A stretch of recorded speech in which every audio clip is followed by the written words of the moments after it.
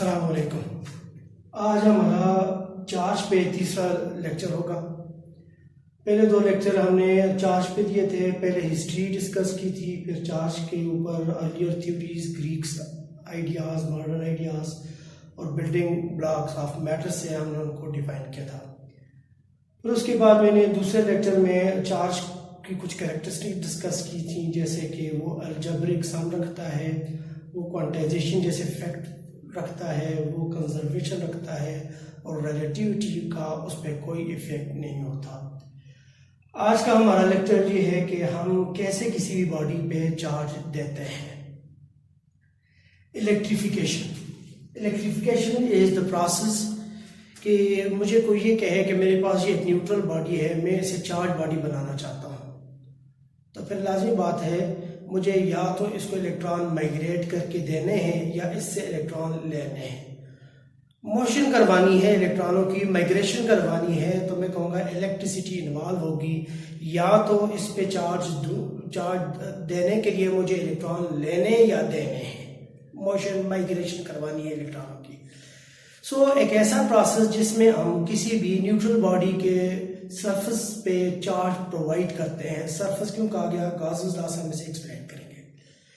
हम किसी भी न्यूट्रल बॉडी के सरफेस पे कोई चार्ज डिपॉजिट करें तो एक ऐसे प्रोसेस को जिसमें हम न्यूट्रल बॉडी को चार्ज बॉडी में कन्वर्ट करते हैं, इलेक्ट्रिफिकेशन का नाम देंगे। और मैं यूं भी कह सकता हूं कि मैं किसी बॉडी पे चार्ज ऐसे दूं कि जिसमें मैं इलेक्ट्रिसिटी को इन्वॉल्व करूं, यानी moving charges, migration of electron को लूं। Process of converting neutral body to charged body is electrification. Process of depositing charge on the surfaces of neutral body is called electrification. Process of charging an object with electricity, migration of electron, ठीक है, is called electrification. Electrification को two ways में लिया जाता है, contact और touching method, दूसरा है electrostatic induction method। यानी किसी बॉडी पे चार्ज देने के दो मेथड हैं। एक मेथड टचिंग या कांटेक्ट मेथड का है, दूसरा मेथड है उसे इलेक्ट्रोस्टैटिक इंडक्शन कहा जाता है। पहला मेथड ले लेते हैं कांटेक्ट और टचिंग मेथड। ग्रीक्स ने कुछ कन्वेंशन दी थी और वो कन्वेंशन ये थी कि अगर आप सिल्क को के साथ ग्लास रॉड को रब करें, ठीक है, तो migration of electron will take place from rod to the silk. ठीक है, कि इलेक्ट्रॉन रॉड से सिल्क के पास आ जाएंगे, हम सिल्क को कहेंगे कि ये इलेक्ट्रॉन एक्सेप्टर हो गया। सही है, तो जो इलेक्ट्रॉन रॉड से सिल्क पे आ गए तो फिर तो रॉड पे इलेक्ट्रॉन कम हो जाएंगे, तो इलेक्ट्रॉन कम होने से वो रॉड क्या बन जाएगा, पॉजिटिवली चार्ज। ये कन्वेंशन है, ठीक है। दैट इज कि if we rub a glass rod with silk, electron migrate from rod to the silk, electron rod become positively charge. Similarly, when we rub a rubber rod with the wool, migration of electron will take place from wool to the rod. वहां पे from rod to the silk थे, ठीक है, यहाँ पे from wool to the rod है, rubber rod। अब excess of electron लेने से rubber rod क्या बन जाएगा, नेगेटिवली चार्ज। जैसे हम कोमिंग करते हैं, हमारे बालों से इलेक्ट्रॉन जो है वो कंघी पे चले जाते हैं, उस पर नेगेटिव चार्ज आ जाता है, ठीक है, जिसकी वजह से वो ग्रास सीड या पेपर पीसेस या कार्क डस्ट को अट्रैक्ट करने की एबिलिटी रखता है। वो फिर इलेक्ट्रोस्टैटिक इंडक्शन में हम डिस्कस करेंगे। Now what are the convention? When you rub a glass rod with silk, it will become positively charged because migration of electron will take place from rod to the silk. See? And second convention, when we rub a rubber rod with the wool, ठीक है, rubber rod will become negatively charged because क्या, there is migration of electron taking place from wool to the rod, ठीक है। Now अब ये जो rod मेरे पास आ गए ना, इनको कहा गया electrified rod। We can use these electrified rod, ठीक है, by the process of electrification, for the process of electrification। क्या हो सकता है, फॉर एग्जाम्पल मेरे पास एक न्यूट्रल स्फीयर है जिसपे पॉजिटिव नेगेटिव इक्वल है। यहाँ पे मैंने नेगेटिव शो किया है, वो मैं आपको बताने के लिए। फॉर एग्जांपल मैं अगर इसके करीब पॉजिटिवली चार्ज रॉड को लेके आ जाता हूँ, तो जो मैं रॉड को करीब में लेके आऊंगा तो इसके नेगेटिव यहाँ पे अपीयर हो जाएंगे पॉजिटिव की अट्रैक्शन की वजह से, ठीक है। डिस्टेंस कम हो जाने से कूलम्बिक फोर्सेस ज्यादा हो जाती हैं, तो इफेक्टिव फोर्स जो है ना वो आ जाने से इलेक्ट्रॉन नेगेटिव चार्ज करीब में आ गए, तो रिपल्सिव फोर्स ज्यादा होने से पॉजिटिव चार्ज से सेपरेट हो गए, दूर हो गए, ठीक है। तो जो इलेक्ट्रॉन नेगेटिव चार्ज यहाँ पे अपीयर होंगे, मैंने जो ही रॉड से टच कर लेना, इलेक्ट्रॉन माइग्रेट कर जाएंगे स्फीयर टू द रॉड। अब ये कौन सा रॉड है? पॉजिटिवली चार्ज रॉड कहां से आया? जब मैंने इसको सिल्क के साथ रब किया, तो मैंने सिल्क ले लिया, उसके साथ इसे रब करता हूँ, लाकर स्फीयर के साथ टच करता हूँ, उससे इलेक्ट्रॉन लेता हूँ, फिर सिल्क के साथ रब करता हूँ, फिर टच करता हूँ, उससे इलेक्ट्रॉन ले लेता हूँ, फिर बार बार टच करने से मैं इससे इलेक्ट्रॉन लेते रहते इस पे इलेक्ट्रॉनों की डेफिशिएंसी कॉज कर देता हूँ। This is touching method. Now this neutral sphere will become a positively charge sphere. सही है। इसी तरह से मुझे ये कहा जाए कि अगर मैं सिल्क वूल के साथ रबर रॉड को रब करता हूँ तो वो नेगेटिवली चार्ज हो, तो मैं क्या करता हूँ, मैं वूल ले लेता हूँ, रबर रॉड ले लेता हूँ और न्यूट्रल स्फीयर ले लेता हूँ। ये वो न्यूट्रल स्फीयर है। अब जो मैं नेगेटिव चार्ज रॉड इस न्यूट्रल स्फीयर के करीब लेके जाऊंगा, रिपल्सिव फोर्सेस इलेक्ट्रॉनों को उधर भगा देंगी, इसके करीब कौन सा चार्ज आ जाएगा? Positive charge. नाउ जो मैं ये इसके साथ टच करूंगा तो पॉजिटिव चार्ज के अट्रैक्शन की वजह से electron from rod to the sphere jump करेगा। अब बार बार इधर वूल से रब करने से मैं टच करूंगा, इलेक्ट्रॉन रॉड से उस स्फीयर पे जाएंगे, इस तरह वूल से रब करने से रॉड टू द स्फीयर जाएंगे, और करते करते इस पे एक्सेस ऑफ इलेक्ट्रॉन आ जाएगा। This is process of touching और कांटेक्ट, जिसकी वजह से ये कौन सी बॉडी में कन्वर्ट हो गया? नेगेटिवली चार्ज बॉडी में। This is first method of touching method और contact method of electrification. Now second method is electrostatic induction, most important process of phenomena, ठीक है, जिससे आप आगे बहुत सारी डिस्कशन करते हैं। The process in which opposite charges appear on the surfaces of neutral body due to nearby charged object is called electrostatic induction। मेरे पास एक न्यूट्रल बॉडी हो, मैं उसके करीब एक चार्ज बॉडी लेके आता हूँ, तो इस न्यूट्रल बॉडी के अंदर जो है ना वो अपोजिट चार्ज अपीयर हो जाता है। इस पॉजिटिव के लिए यहाँ पे नेगेटिव आ जाता है और पॉजिटिव उधर चला जाता है। Attractive and repulsive forces involve हो जाती हैं। सही है। जिसकी वजह से हम कहते हैं कि इस पे जो पॉजिटिव और नेगेटिव चार्ज अपीयर होके आ गया, तो इस प्रोसेस को हम क्या कहते हैं? Electrostatic induction. ठीक है, यानी एक ऐसा प्रोसेस जिसमें एक न्यूट्रल बॉडी पे आप अपोजिट चार्जेस को फेसेस पे ले आए, सरफेसेस पे ले आए, किसी भी चार्ज बॉडी की वजह से जो इसकी नियर बाय इसके प्रेजेंट है, ठीक है, इसके नियर बाय वो लाई करता है, उसके इन्फ्लुएंस की वजह से इस पे पॉजिटिव और नेगेटिव चार्ज का आ जाना, ये क्या कहलाता है? ये इलेक्ट्रोस्टैटिक इंडक्शन है। या मैं इसे यूं भी कह सकता हूं, मैं अगर यूं कहूंगा कि एक न्यूट्रल बॉडी है, इसके अंदर पॉजिटिव और नेगेटिव चार्ज की यूनिफॉर्म डिस्ट्रीब्यूशन हुई हुई थी। सही है। मैं उसके करीब में एक चार्ज बॉडी को लेके आ जाता हूं, उस चार्ज बॉडी के अट्रैक्टिव और रिपल्सिव फोर्स की वजह से पॉजिटिव और नेगेटिव चार्ज रीडिस्ट्रीब्यूट हो जाते हैं, तो मैं इसको भी क्या नाम दूंगा? इलेक्ट्रिफिकेशन का induction method. That is redistribution of charges in the neutral body due to nearby charged object is called electrostatic induction.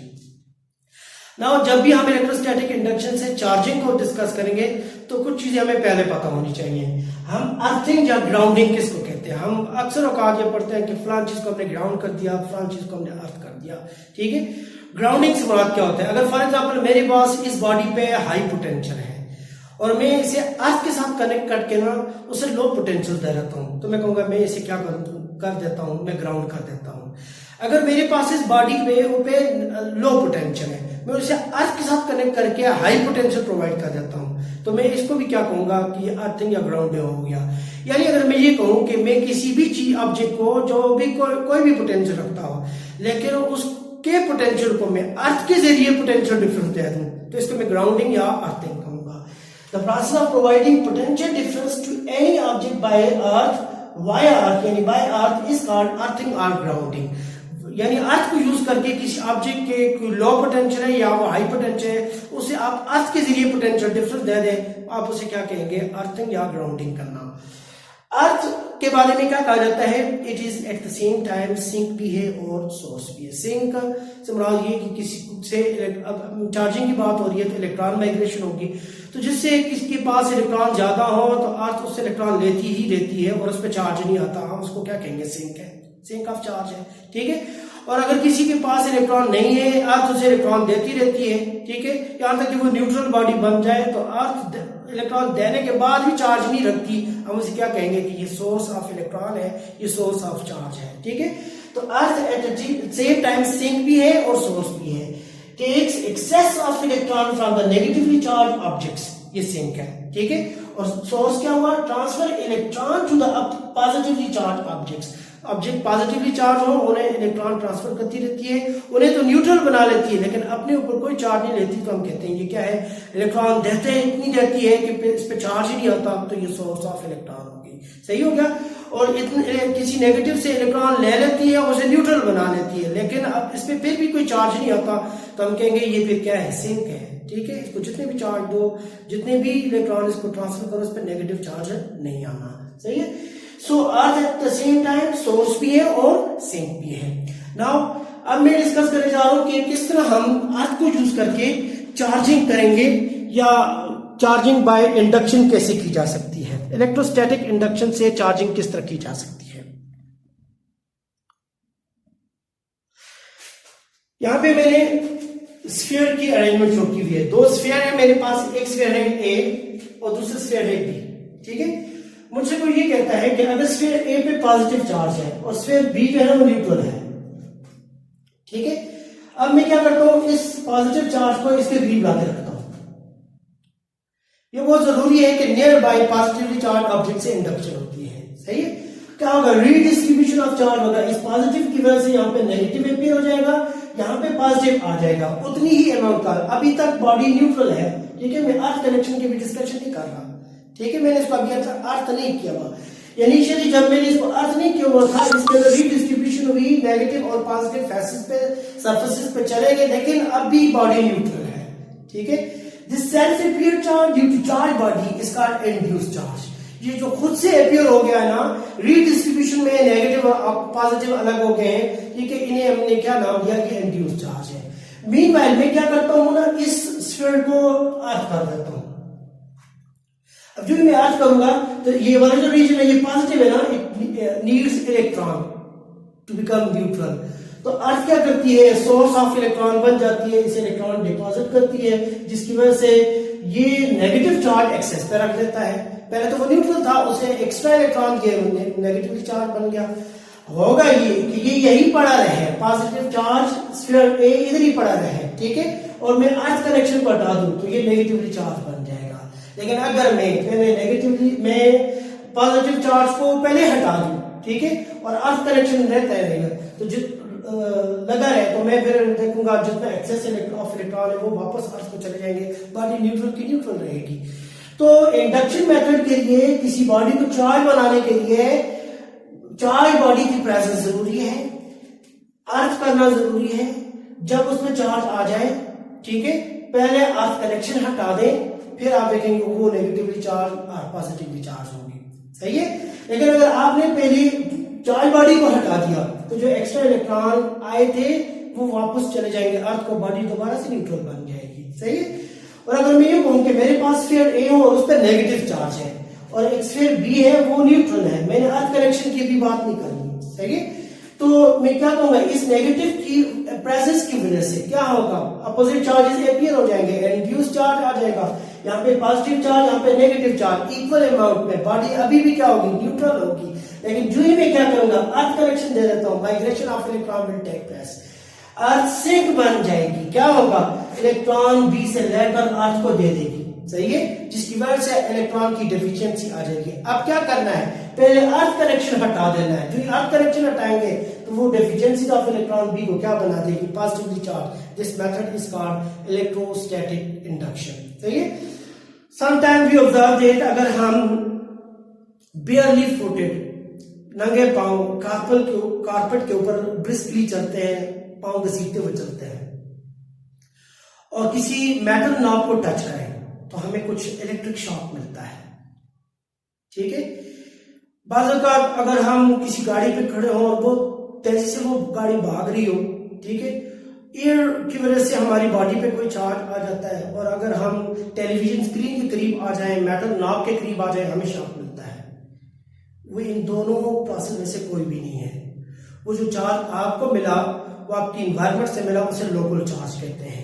तो जब भी किसी बॉडी पे लोकल चार्ज आ जाए ना, और उस लोकल चार्ज को इंडक्शन के जरिए आप रिमूव कर दें, ठीक है, जिस तरह की मैंने ये वाली एग्जांपल दी थी, अर्थ कनेक्शन होने से वो हट जाता है। ठीक है, या किसी मेटालिक ऑब्जेक्ट के साथ टच होने से आप अपनी बॉडी से उस चार्ज को हटा दें। ठीक है, तो इस प्रोसेस को कहते हैं ट्राइबो इलेक्ट्रिक इफेक्ट।